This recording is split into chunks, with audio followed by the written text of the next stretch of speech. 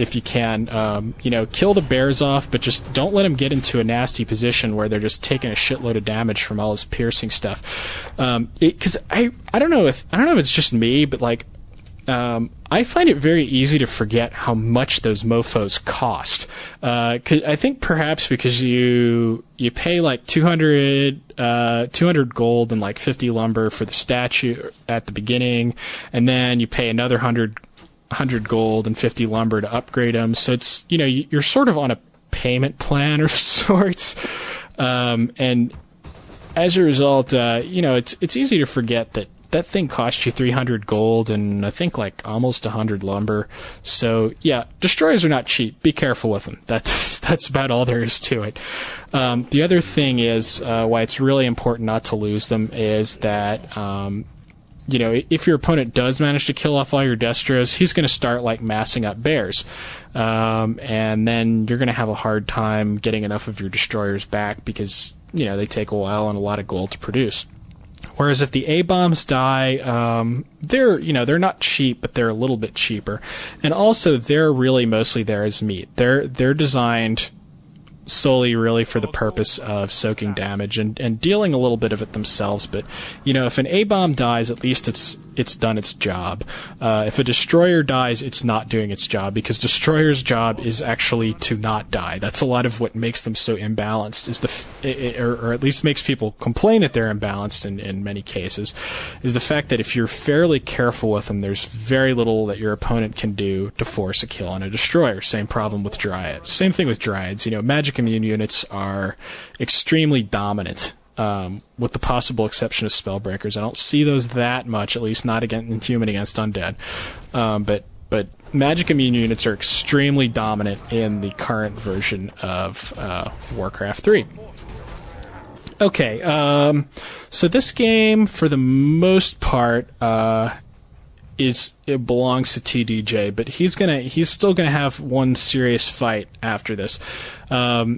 In the late game, by the way, he's using skeletons to scout. If you notice, like, even now, he's only got like 350 extra lumber. You know, just in general, this is a pretty lumber-intensive strategy, so it may be kind of difficult for you to get a shade out. If you're fairly meticulous, however, about scouting with skeletons, like while you're creeping, you just kind of grab one that's taken a little bit of damage, but it's still fairly fresh, and send it running towards whatever you want to check. It's really ends up being a lot cheaper, at least lumber-wise, than getting shades. So if you're fairly meticulous about scouting with your skeletons, you probably won't find yourself wishing for shades quite so much. Now, this may seem kind of excessively do or die on TDJ's part. He actually, like, you know, unsummoned buildings and stuff like that, and he's bringing his acolytes along for the fight. Acolytes are great because they get in the way. You've got the destroyers and you've got the meat wagons, both of which kind of need a big line of units to hide behind so that they don't get focused down by the dryads. So the acolytes just kind of add to that a little bit. They're not really a big thing, but there's not a whole lot else you can do with them. Trying to start an expansion is a bit of a liability because undead expansions are very fragile. It's very easy for like a lone hero to go through there and just kind of chop down all the acolytes and then like staff out or something like that. So once again, TDJ's first order of battle is one, actually in this case, is going to be to keep those meat wagons alive.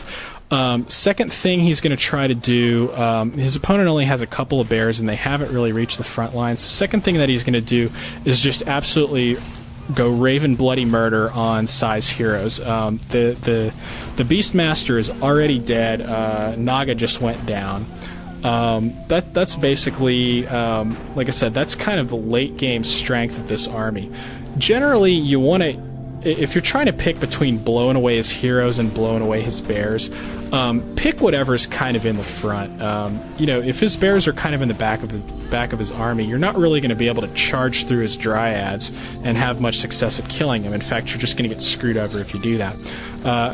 So basically, you know, either the heroes or the bears, you know, will be pretty much closer to the front, and whichever one is there is what you should pick as your primary target. Let's see.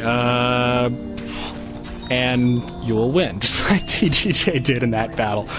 I hope I'm explaining this crap. I really have...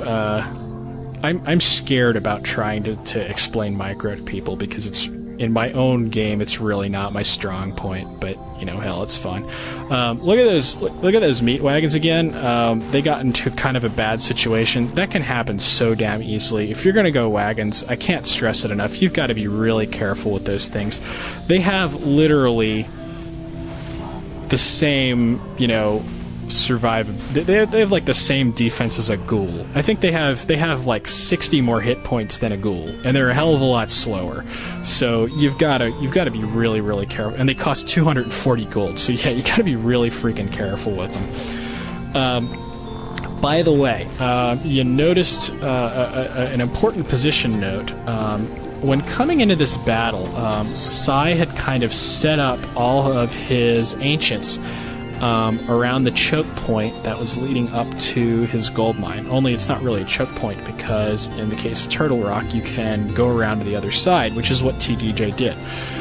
If at all possible, whenever, you know, your smart Night Elf opponent is going to do that. When they try to expand, especially in the later part of the game, they're going to walk their ancients around and use them in kind of a defensive formation. If you can avoid fighting them through any matter of manipulation, do so, because they will really, really turn the battle against you. So that was also another pretty important move by TDJ. Let me see if I can quickly sum up the important points of this game. One is that when you're going Naga second, that's generally a good choice against the Night Elf summoning tavern heroes, namely the Dark Ranger and the Beastmaster. And the idea is to play very aggressively while teching straight to tier 3, and you basically prevent your opponent from expanding or creeping very much.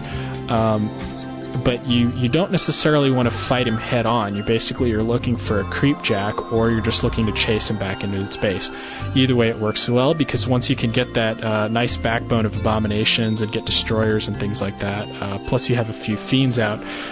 When the Night Elf player only has one base, like they don't have an expansion, it's actually fairly hard for them to beat you. Basically, Undead can mass up more than any of the other, better stuff than any of the other races off of a single expansion. I think pretty much everybody knows that, and that's the basic crux of that strategy. And then basically when you fight, your prime goal is going to be to either nuke down his bears or his heroes, whichever is more accessible, and keep an eye on your destroyers if he's got like a lot of dryads out, because they can actually go down pretty fast and they're very expensive, and you need them just to discourage him from massing up a whole bunch of bears and crushing you.